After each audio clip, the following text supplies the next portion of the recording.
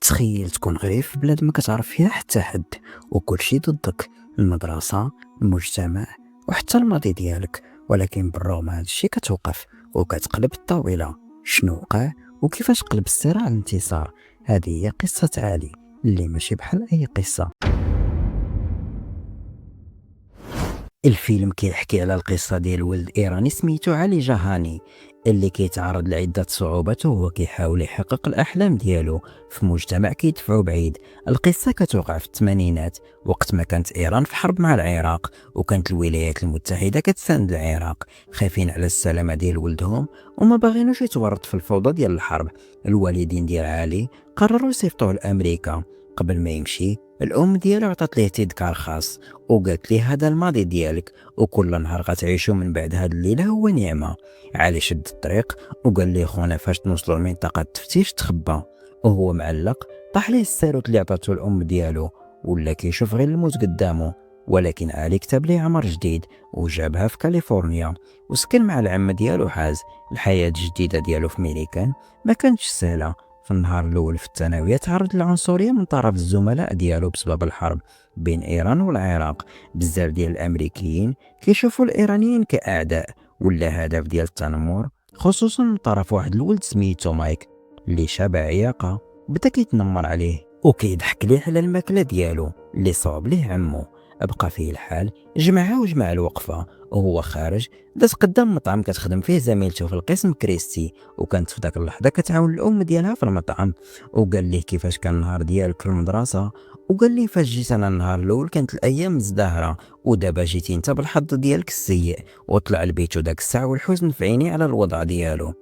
صباح عطاه الماكله ديالو، ولكن علي رماها في الزبل حيت عارف غيضحكوا عليه. والعنصريه اللي كيواجهها علي ماشي غير في الثانويه، حتى العم ديالو حاس كيعاني منها في الحومه. بزاف ديال الناس كيشوفوه خطر غير حيت ايراني، وكيبداو يتفاداو يتعاملوا معاه. وورشه العمل ديالو ولات كتفقد الزبائن، وبقى بوحدو وسط المجتمع. في الثانويه علي حاول ينسجم مع الناس ودخل في انشطه خارج القسم. فكر يدخل في فريق كره القدم، ولكن تبدل الرأي ديالو ملي عرف مايك كاين مع الفريق. ومن بعد فكر يدخل في فريق كرة السلة، ولكن حتى تما حس راسو غريب وهو كيتفرج في الكؤوس اللي ربحتهم المدرسة في مجالات رياضية مختلفة. مايك دفعوه بالعاني وطيحوه ودخلوا في مضاربة، وجا المدير سي سكينر باش يفرقهم. وفي داك اللحظة حذر علي باش ما يديرش حتى شي مشكل ويديها في قرايته فقط. من بعد المدرسة علي شاف كريستي وماماها كتعنفها حيت ما جابتش مزيان في الفرنسي. وماشي غير هكاك، حتى هدداتها تبيع ليها الطوموبيل كعقاب. علي حس بالحصر على كريستي وعرض عليها يعاونها تقرا حيت هو تلميذ مجتهد وعنده مع الفرنسي، وكيظن يقدر يخليها تحسن النقاط ديالها. وقالت ليه دابا نفكر في البلان، وشكراتو على اللطف ديالو. في الليل كيكون العم ديالو ناشط هو وصاحبه وكيتفكروا ليا ملي دوزو. داك اللحظه جا علي وبدا كيدابز معاه وعايرو حيت اكتشف باللي لاح الماكله اللي صوب ليه. دفعوه وجابو مجبد. صاحبو بدا كيضحك عليه وقال لي عندك حركات قويين. جرى عليه وهو غادي في الطريق سمع الغوات في صاله الرياضه ديال المدرسه، وكان واحد الدوري ديال المصارعه. بدا كيتفرج في الفريق ديال المدرسه وهو كيتبارى وتفتن بهاد الرياضه. ملي شاف اللعابه كيتصارعوا علي حس بالحماس وقرر ينضم للفريق. المدير سكينر مشى عند المدرب ديال المصارعه بلير وقال لي خاصو يحسن الاداء ديال الفريق، وقال لي حتى الا جا عندك علي ما تخليش يدخل مع الفريق. صبح الصباح وعلي بات في المدرسه ومشى عند المدرب بلير وسط التدريب وقال ليه بغى ينضم للفريق، ولكن بلير رفض وقال ليه ما كياخذوش اعضاء جداد. ولكن علي ما استسلمش، بقى كيقنع المدرب باش يعطيه فرصه وكان عازم يبرهن على قدراته. وملي شاف المدرب بلير العزيمه ديالو قرر يعطيه فرصه، وبدا كيصارع واحد من الفريق سميتو جيمي، وتبين ان علي ما عنده حتى تجربه في المصارعه. وجيمي لقى صعوبه باش يتغلب عليه، ولكن المفاجاه ان جيمي قال ان علي قوي وما كيتخلاش بسهوله. المدرب بلير تاثر بالروح ديال علي وخلاه ينضم للفريق وعطاه حتى التيشيرت ديال الفريق. وعلي حس بالفخر وبالامل وهو راجع للدار متحمس باش يشارك الخبر مع العم ديالو. وملي وصل للدار تفاجأ بالعم ديالو حاز لابس بدلة انيقه، وحاز قال ليه عندي خبر خايبه. راه كيعيش صعوبات ماديه وما بقاتش عنده القدره يصرف عليه وما عندوش حل اخر، وقال لي خاصو يرجع لايران وطلب منه يبدا يجمع حوايجه. علي تدمر نفسيا ومشى للغرفه ديالو وهو حس بالحزن ودارت به الدنيا. حس بالذنب وتبعه ولقاه جالس على الناموسيه شاد التيشيرت ديال فريق المصارعه اللي عطاه ليه المدرب بلير. ومنين سولو على التيشيرت قال ليه علي انه انضم لفريق المصارعه ديال المدرسه. ومنين سمع هادشي حاز بدل رايه وما بقاش باغي يرجعوا لايران، وقرر يساندو ويساعدو باش يولي مصارع كبير وما يبقى حتى شي حد يحتقره. ودا ساندو كريستي وقالت ليه واش مازال باغي تعلمني الفرنسي، وقالت ليه يجي عندها المطعم ديال امها في العشيه مور ما تسالي الخدمه. المدرب بلير بدا كيعلم عليه اساسيات المصارعه واخا المدير سكينر ما كانش باغي هذا الشيء، وفي نفس الوقت حاز بدا كيدربو في الدار باش يقوي البنيه ديالو، وعطاه واحد الاداه تقليديه فارسيه سميتها ميل وقال ليه يضرب بها 100 مره في النهار باش يقوي يديه. من بعد التدريب علي كيتلاقى مع كريستي في المطعم باش يعاونها في القرايه. في الاول كيكونوا حشمانين ولكن مع الوقت كيوليو صحاب. ومع مرور الوقت علي وفريق المصارعه بداو كيحضروا البطوله ديال المصارعه بين المدارس، وعلي دارو في وزن 126 باوند. وحاز جاي يشجعو في المباراة صاب واحد من المصارعين والمدرب ما كان عنده حتى خيار من غير يدخل علي بلاصتو. تعذب في البداية، الخصم ديالو طيحو بزاف والجمهور بدا كيهتف بعبارات عنصرية جارحة، ومع ذلك حاز بقى كيشجعو من الجنب وكيقول ليه يركز وما يستسلمش. وعلي خدا الحماس من كلام عمو وقف من جديد وبدا كيصارع بقوة حتى ربح المباراة. وفاش ربح فرحوا به حاز والمدرب بلير وزملائه في الفريق وصفقوا ليه. من بعد المباراة المدير سكينر عيط للمدرب بلير، ورغم أن علي ربح المدير سكينر ما عجبوش الحال حيت علي في الفريق وكان خايف أن الفوز ديالو يغضب الجمهور ويسبب مشاكل. ولكن المدرب بلير ما عطاش أهمية لهاد الهضرة حيت من بين جميع اللعابة علي هو الوحيد اللي ربح المباراة. من داك النهار علي بدا كيتمرن بجهد أكبر وكيطبق تقنيات جديدة ديال المصارعة وكيقوي البنية الجسدية ديالو، وبفضل المجهود اللي دار بدا كيربح في كل بطولة. دازت مدة جيمي وباقي اللعابة فاجئوا عليه وعطاو ليه الجاكيت ديال الفريق على انهم ولفوه وقبلوه واحد منهم. وفي نفس الوقت النقاط ديال كريستي تحسنوا بفضل المساعدة ديال علي في الدراسة. وباش يحتفلوا بالنجاحات ديالهم علي وكريستي وصحابهم سللوا مصباح خاص في واحد الدار باش يستمتعوا، وهما كيعوموا ويضحكوا فجأة جا مول الدار وبدا كيطردهم.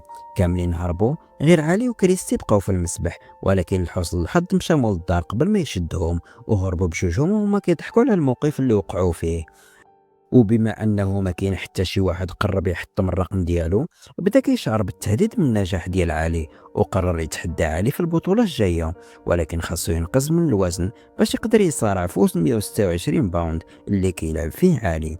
وقبل واحد النزال المدرب بلير قال لعلي يبقى مخبي في جانب الحلبة حيت الجمهور كان كيهضر بكلام عنصري عليه.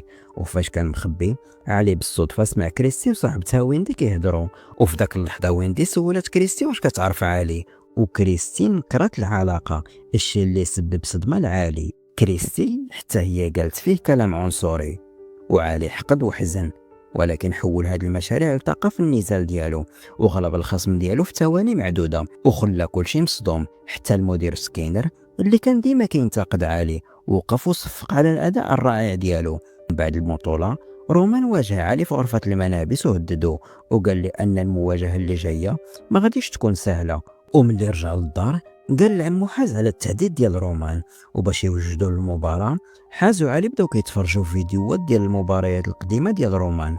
ومن بعد دراسة مزيانة حاز اكتشف نقطة ضعف رومان التوازن ديالو، ومن تما بدا كيعلم العالي تقنيات خاصة باش يستعملها ضد رومان. ولكن علي بدا كيحس بعدم الثقة حيت غادي يواجه بطل ما خسر حتى مرة، والضغط بدا كيخنقو. وملي شاف حاز الخوف في عينيه عطاه نصيحة وقال ليه عمرو ما غيكون الافضل الا خلى الخوف يسيطر عليه، وسولو واش مازال كاين شي حد كيبقى يخوفو ويخليه يشك في راسو.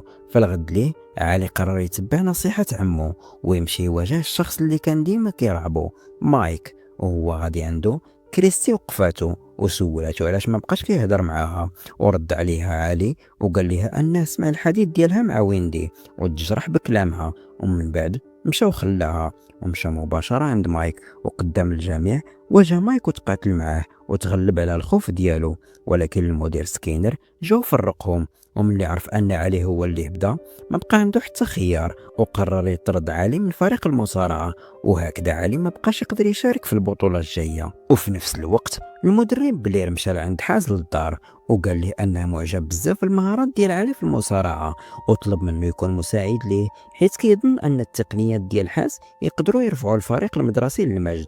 وفي نفس الوقت حاز وافق بلا تردد، وفي الغد بدا حاز كيدرب الفريق مع المدرب بلير، بينما علي كيتفرج من بعيد وهو حس بالحزن والاحباط منين طردوه من الفريق. ومن بعد وهو كيدوز في ممر المدرسه، كريستي جرات موراه باش تشرح ليه الموقف ديالها، وقالت ليه انها قالت داكشي غير باش ما يضحكوش عليها صحاباتها، ولكن دابا ما بقاتش كتهتم بكلام الناس حيت فعلا كتهتم بعلي.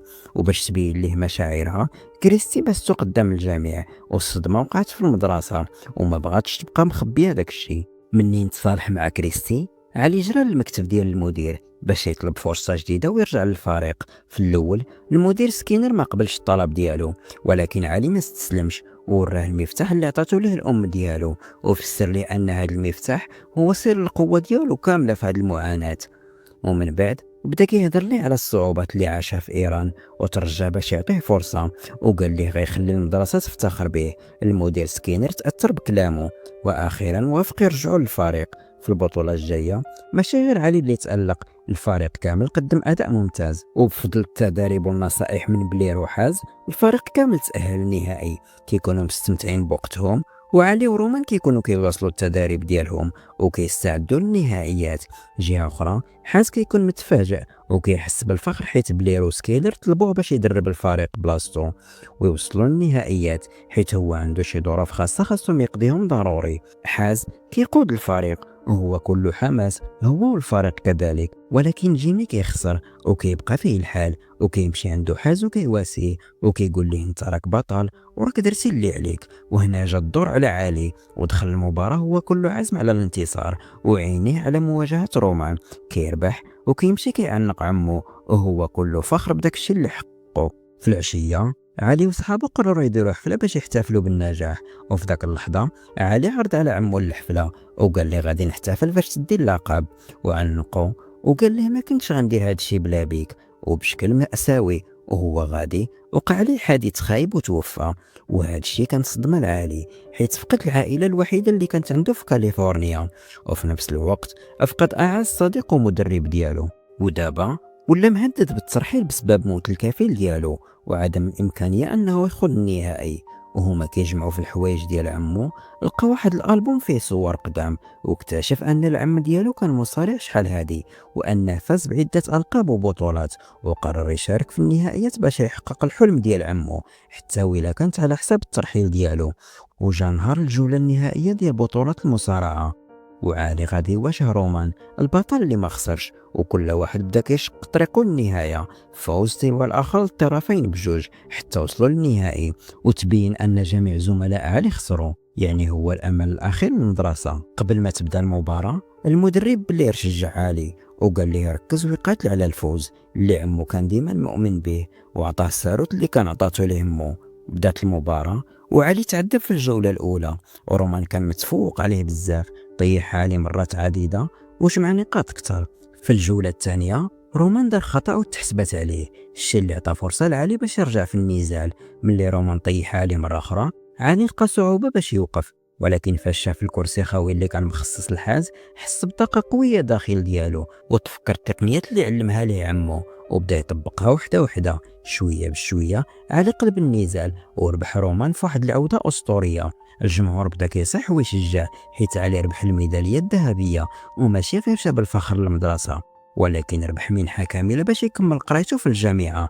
وباتصال من المدير سكيلر قاد ليه الوضعيه ديالو وما بقاش يترحل. الفيلم كيسالي بمنظر علي وكريستي وهما كيزوروا قبر حاز، وقبل ما يمشيو علي حط ميداليه النصر ديالو للدرومان فوق القبر ديال عمو. الحياه ماشي سهله، كتجربنا كطيحنا، ولكن الا وقفنا من جديد كنرجعوا قويين. العبره من القصه المفتاح ماشي غير حديدة، المفتاح هو الأمل، هو اللي كيحل به الإنسان أبواب الأحلام ديالو. إلا أثرت فيك القصة ما تخليش هذا النوع ديال القصص يتوقف هنا، دير لايك وبارطاجي مع صحابك باش كلشي يستافد، وبنتساش تشارك وتفعل الجرس باش توصل بكل جديد.